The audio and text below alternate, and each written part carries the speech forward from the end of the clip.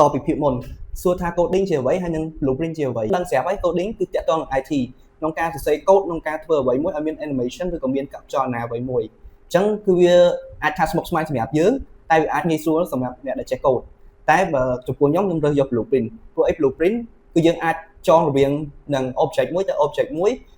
ហើយវានឹងមាន animation និយាយឲ្យស្រួលយល់ហើយអញ្ចឹងសួរថាពីរហ្នឹងមួយណាជាជំរើសដែលល្អខ្ញុំគិតថា blueprint អាចថាជំរើសល្អសម្រាប់អ្នក start up តែបើចំពោះអ្នកដែលចេះ coding គឺគាត់អាចប្រើ coding បានព្រោះអីគាត់ស្ទាត់ជំនាញខាងហ្នឹងហើយអញ្ចឹងបើ blueprint វាអាចយើងវាយដូចជាវាយ comment ហើយនឹងចងជាប់វាគឺយើងអាចធ្វើឲ្យវាមានចលនាឬក៏ object ហ្នឹងដើរបានអញ្ចឹងខ្ញុំគិតថាអាចនឹងងាយជាងហើយសួរថាមុននឹងយើងចូលមកដល់ Unreal Engine 5ហ្នឹងមុននឹងចេះចង blueprint ហ្នឹងសួរថាយើងចាប់ផ្ដើមភ្លាមយើងអាចរៀន blueprint នៅក្នុង Unreal Engine 5បាន No យើងត្រូវតែចាប់ផ្ដើមឡើយពី software ដូចជា Blender ហើយនិង Cinema 4D ពីរហ្នឹងពេលដែលយើងចាប់ផ្ដើមដំបូងគឺវាងាយស្រួលមែនតើក្នុងការប្រើ blueprint ដូចជាយើងអាចចងវារៀងចងវានៅក្នុងហ្នឹងគឺយើងអាច start ពី base មកមែនតើអញ្ចឹងមុននឹងយើងចេះ